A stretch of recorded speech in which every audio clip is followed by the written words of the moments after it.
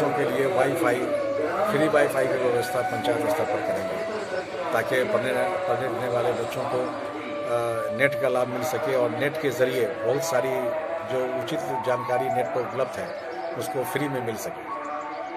और कहना चाहते हैं कि इंदिरा आवास योजना, शौचालय योजना, इसमें जो लूट होती है जनता से, उस लूट को हम बंद करेंगे, उसको फ्री करेंगे।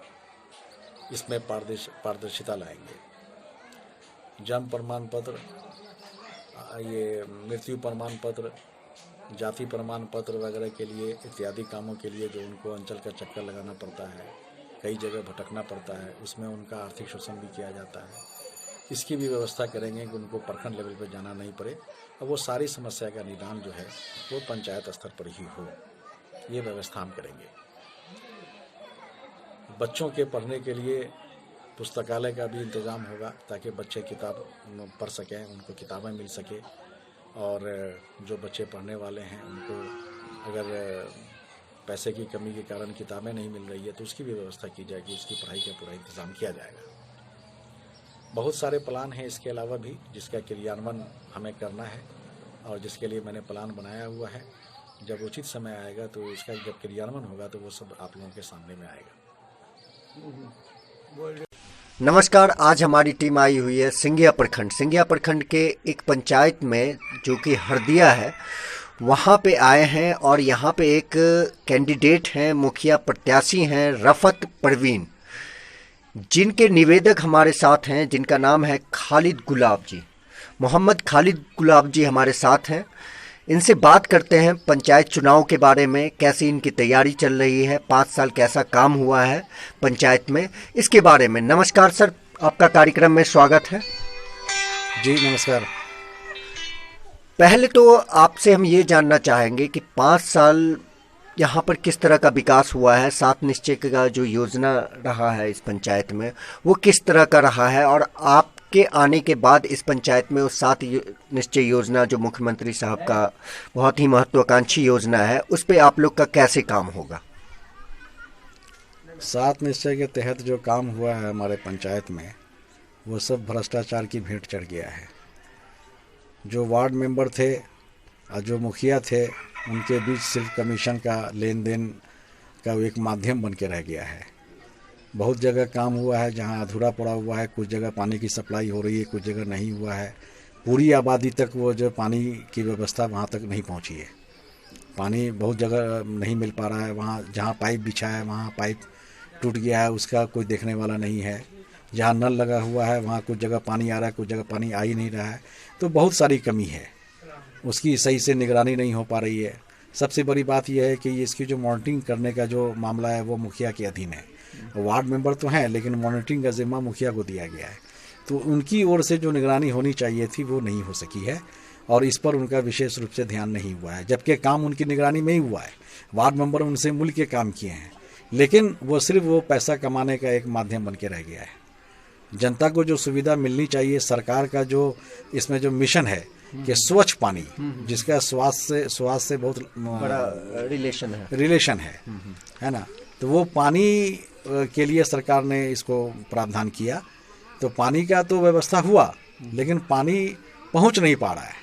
मतलब कि उचित लोगों तक पानी नहीं पहुंच पा रहा है और साफ पानी भी नहीं पहुंच पा रहा है।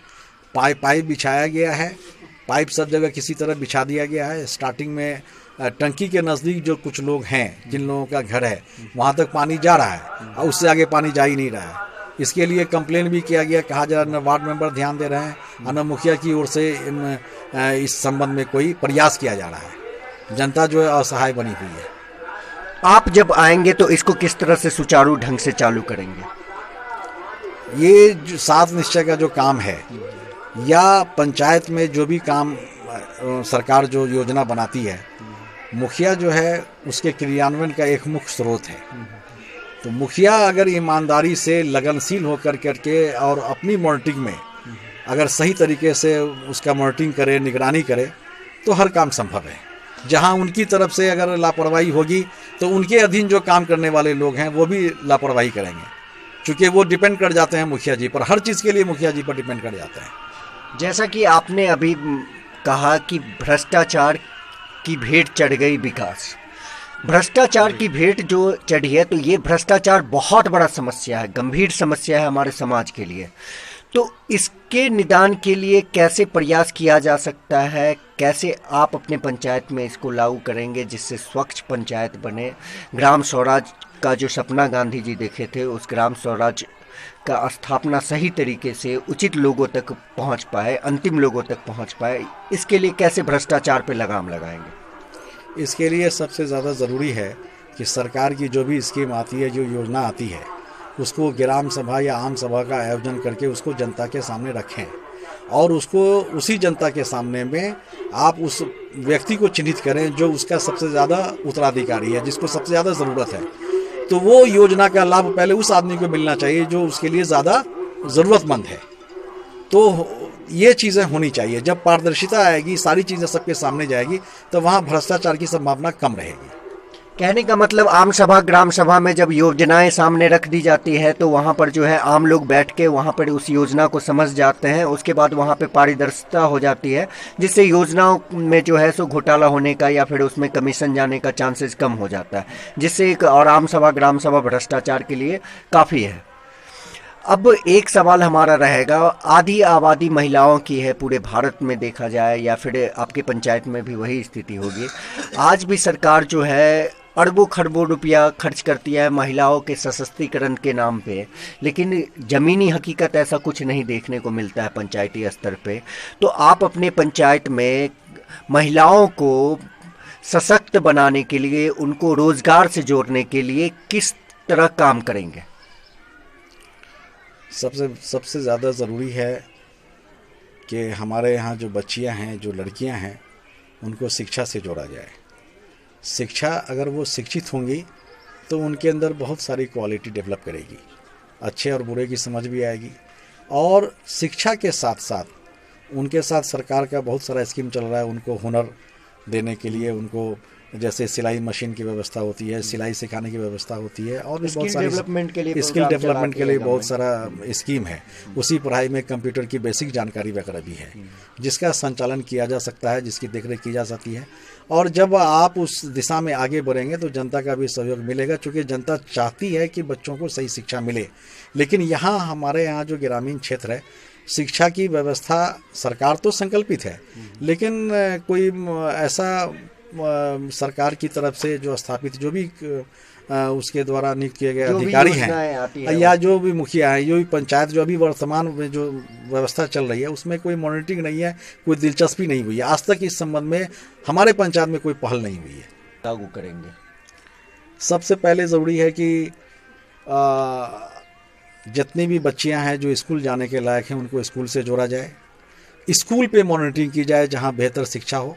अभी वहाँ भी मॉनिटरिंग नहीं है, सही से पढ़ाई नहीं होती है, बहुत सारी है। सरकार का जो भी स्कीम आ रही है स्कूल के अंदर छात्रों के लिए, उसका इम्प्लीमेंटेशन नहीं हो रहा है, उसका लाभ बच्चों तक नहीं पहुँच पा रहा है। थोड़ा बच्चों के पेरेंट्स को भी जो है जागरूक करने की ज़रूरत है, वो शिक्षा के महत्व को समझें, बच्चों को वहाँ स्कूल भेजें। और स्कूल में शिक्षा का जब सही माहौल होगा और जब गार्जियन को लगेगा कि हमारे बच्चे सही लाइन में जा रहे हैं, उनको शिक्षा मिल रही है, तो फिर वो उसके प्रति जागरूक होंगे। और फिर जो स्किल डेवलपमेंट होगा उसके तहत बच्चे हुनरमंद बनेंगे, और फिर इसके ज़रिए वो आगे जब वो समय आएगा तो उस पर वो रोज़गार भी उनको मिल सकेगा। अभी युवाओं के बारे में अगर बात करें तो पंचायत में हो, शहर में हो, किसी भी क्षेत्र में जाते हैं, देश में भी देखा जा रहा है, अभी जो है नशा के गिरफ्त में जो है युवा फंसते जा रहे हैं। और इसका मुख्य कारण देखने के लिए मिलता है कि बेरोजगार हैं, खाली बैठे हुए हैं, इसलिए वो नशा के चंगुल में फंसते जा रहे हैं। तो आपकी पंचायत में आप इसको कैसे सही दिशा में काम करेंगे, क्योंकि बहुत सारे युवा जो हैं आज गलत रास्ते पे भटक रहे हैं, तो उसके लिए कैसे आपने प्लानिंग किया है? जो नौजवान बच्चे हैं, सबसे पहले तो ये है कि वो थोड़ी शिक्षा से भी दूर रहे, उनकी शिक्षा भी नहीं हो सकी, लेकिन वो अब बड़े हो गए तो उनको रोज़गार से जोड़ना ज़रूरी है। चूँकि यहाँ बेरोज़गारी ज़्यादा है, उनके पास काफ़ी समय है इधर उधर समय व्यतीत करने के लिए, और इसी चक्कर में वो गलत सोहबत में पड़ जाते हैं और फिर वो नशा पान की तरफ वो चले जाते हैं। एक बार जब वो उस चंगुल में फंस जाते हैं तो अपने साथ साथ अपनी फैमिली को भी वो प्रभावित करते हैं। तो सरकार की बहुत सारी स्कीम चल रही है, बैंकों के द्वारा ऋण उपलब्ध कराया जा रहा है। तो इसमें हम लोगों की तरफ से अगर समय मिला, अगर वो ऐसा मौका आया, तो उन वैसे लड़कों को बैंकों की जो स्कीम है जिससे ऋण उपलब्ध कराई जाती है, उसको ऋण के ज़रिए ऋण दिला करके और उसको बिजनेस में उसको जोड़ा जाएगा, उनको रोज़गार से जोड़ा जाएगा, जिससे पलायन की भी समस्या समाप्त होगी और बेरोजगारी में भी बहुत कमी आएगी। अभी मनरेगा नरेगा की जो स्थिति है सब कोई जानता है, मशीन के द्वारा काम हो रहा है। इसमें मजदूरी भी एक समस्या है, मजदूरी बहुत कम मिलता है, लेकिन फिर भी मजदूरी कम होते हुए भी 100 दिन की रोजगार की गारंटी होती है मनरेगा में। लेकिन पंचायत स्तर में आजकल देखा जाता है कि फर्जी अकाउंट खोल के उससे पैसा का निकासी हो जाता है, मनरेगा नरेगा का पैसा। तो इस दिशा में आप कैसे काम करेंगे, इस पर आप थोड़ा प्रकाश डालें। कार्ड जितने भी बनाए हुए हैं उन जॉब कार्ड का इस्तेमाल किया जाता है, और जिनके नाम से जॉब कार्ड है उनका इस्तेमाल मजदूरी में होता भी नहीं है। उनके खाते में पैसा आता है और उस पैसों का निकाल करके उसका दुरुपयोग होता है, उसको इसका लाभ होता नहीं है। जो सही मानों में मजदूर हैं, जो जिनकी जीविका उस पर डिपेंड करती है, उनको चिन्हित करके उनका जॉब कार्ड बनवा करके इसका लाभ उनको पहुंचाया जाना ही इस समस्या का समाधान है। एक और बात है कि सरकार के द्वारा जो मजदूर की जो राशि इसमें दी गई है वो राशि बहुत कम है अभी इस महंगाई के हिसाब से। तो हमारी मांग रहेगी सरकार से कि मजदूरी के तौर पर एक उचित राशि का प्रावधान किया जाए, जिससे कि इन लोगों का बुनियादी जो ज़रूरत है, जो जीविका के लिए जो ज़रूरी चीज़ है वो पूरी हो सके। जी, आखिरी सवाल है आपसे हमारा कि आप जीतने के तुरंत बाद अपने पंचायत में ऐसा कौन सा मुख्य 5 काम करेंगे, क्योंकि अभी हम लोग भी पंचायत में घूमे हैं तो देखने के लिए मिला है जल निकासी बहुत बड़ी समस्या है आपके पंचायत में, शिक्षा से भी दूर है आपका पंचायत। तो इस सब दिशा में कैसे आप काम करेंगे, कौन कौन सा ऐसा मुख्य काम आपको लगता है? 5 ऐसा काम बताइए जो प्राथमिक स्तर पर जीतने के बाद आप करेंगे। हमारे पंचायत में स्वास्थ्य सुविधा की बहुत बड़ी कमी है, जिसको प्राथमिक स्तर पर उसकी व्यवस्था करने की ज़रूरत है। हमारे यहाँ से जो अभी जो अस्पताल है यहाँ का, हमारे अंचल का जो गवर्नमेंट हॉस्पिटल है सिंगिया, वो यहाँ से 8 किलोमीटर की दूरी पर है। तो हमारा प्रयास रहेगा कि इस पंचायत में एक ऐसा छोटा मोटा हॉस्पिटल की व्यवस्था की जाए जिससे कि लोगों को प्राइमरी स्टेज का जो ट्रीटमेंट है वो यहाँ मिल सके, जिससे कि वहाँ जाने की ज़रूरत नहीं पड़े। उसी से संबंधित एक एम्बुलेंस की व्यवस्था करने का भी मेरे मन में है कि एम्बुलेंस पंचायत स्तर पर उनको उपलब्ध हो जाए, ताकि उनको नियरेस्ट हॉस्पिटल जाने के लिए उनको परेशान नहीं होना पड़े। ये एक सबसे बड़ी ज़रूरत है हमारे पंचायत में, क्योंकि बहुत सारे ओल्ड एज पर्सन हैं, बहुत बीमार आदमी है, जिनको स्वास्थ्य की सुविधा जो है वो ट्रीटमेंट की सुविधा, इलाज की सुविधा है ही नहीं। पहला तो ये है। दूसरी बात यह है कि सारे गाँव में जल निकासी की समस्या है। 7 निश्चय योजना के अंतर्गत पक्का नाली और ये गली और नली योजना है, तो सारे गांव में अभी जो है सो नाले का निर्माण नहीं किया गया है। पानी निकासी की उचित व्यवस्था नहीं है, जिसको प्राइमरी लेवल पर उसको देखने की ज़रूरत है जल निकासी से संबंधित। तीसरा ये है कि सरकार जो है वो दृढ़ निश्चय की हुई है कि साहब कहीं भी कच्ची सड़क नहीं रहेगी, लेकिन हमारे पंचायत में अभी भी बहुत सारी सड़क ऐसी है जो मिट्टी की सड़क है, जहाँ न खरंजा हुआ है और न पक्कीकरण हुआ है। तो उसको भी प्राइमरी लेवल पर उसको देख करके उसका समाधान करने की ज़रूरत है। चौथी बात है कि हमारे यहाँ जो शिक्षा व्यवस्था है, जितने भी स्कूल्स वगैरह चल रहे हैं, उस पर सही निगरानी की ज़रूरत है। उसके अंदर जो सरकार जो सुविधा दे रही है वो सुविधा का लाभ बच्चों को नहीं मिल पा रहा है। तो हम चाहेंगे कि उस संबंध में भी जो है सो उसकी निगरानी की जाए और उसका सही लाभ जो सरकार योजना दे रही है, स्कूल में जो सुविधा दे रही है, उसका लाभ बच्चों को मिल सके। जी, आपने लड़कियों के लिए, बच्चियों के लिए एक बहुत अच्छी बात कही थी कि यहाँ पर स्कूल हो, यहाँ पे उनका सही शिक्षा मिल जाए तो उनका विकास हो जाएगा। आपकी पंचायत में +2 हाई स्कूल है? जी नहीं। तो क्या आप प्रयास करेंगे कि लड़कियों के लिए भी लड़कियों के शिक्षा पर सरकार भी बहुत ध्यान दे रही है और वो बहुत ज़रूरी है। तो उस संबंध में भी हमारा प्रयास रहेगा कि उसकी उचित शिक्षा की व्यवस्था हमारे पंचायत में हो सके। को आप अपने मतदाता को बोलना चाहेंगे? जनता से ये अपील करना चाहते हैं कि ये पंचायत चुनाव है। हमारे यहाँ जितने भी कैंडिडेट हैं उन सभी को आप जानते हैं, उनके इतिहास को भी जानते हैं। उनमें से बहुत सारे आदमी ऐसे हैं कैंडिडेट के रूप में जो इस मुखिया के पद पर पहले से वो रह भी चुके हैं, उनके कार्यकाल को भी आप देख चुके हैं। ज़रूरत है इस बात का कि आप ईमानदारी से सारे कैंडिडेट का मूल्यांकन करें और उनमें जो सबसे बेहतर हो, जो शिक्षित हो, जो मुखिया जो पद है जिस पर हम चुनने जा रहे हैं और जो उस पद के प्रति न्याय कर सकेंगे, आप उनको प्राथमिकता के तौर पर चुनें। और कहना चाहते हैं कि इंदिरा आवास योजना, शौचालय योजना, इसमें जो लूट होती है जनता से, उस लूट को हम बंद करेंगे, उसको फ्री करेंगे। इसमें पारदर्शिता लाएंगे। जन्म प्रमाण पत्र, ये मृत्यु प्रमाण पत्र, जाति प्रमाण पत्र वगैरह के लिए, इत्यादि कामों के लिए जो उनको अंचल का चक्कर लगाना पड़ता है, कई जगह भटकना पड़ता है, उसमें उनका आर्थिक शोषण भी किया जाता है। इसकी भी व्यवस्था करेंगे कि उनको प्रखंड लेवल पर जाना नहीं पड़े और वो सारी समस्या का निदान जो है वो पंचायत स्तर पर ही हो, ये व्यवस्था हम करेंगे।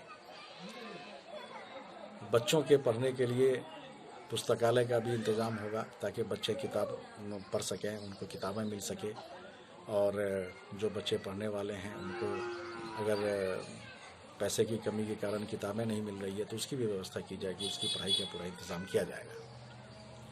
बहुत सारे प्लान हैं इसके अलावा भी जिसका क्रियान्वयन हमें करना है और जिसके लिए मैंने प्लान बनाया हुआ है। जब उचित समय आएगा तो इसका जब क्रियान्वयन होगा तो वो सब आप लोगों के सामने में आएगा। पढ़ने वाले बच्चों के लिए फ्री वाईफाई की व्यवस्था पंचायत स्तर पर करेंगे ताकि पढ़ने वाले बच्चों को नेट का लाभ मिल सके और नेट के ज़रिए बहुत सारी जो उचित जानकारी नेट पर उपलब्ध है उसको फ्री में मिल सके। जी बहुत बहुत धन्यवाद आपका। जी बहुत बहुत धन्यवाद।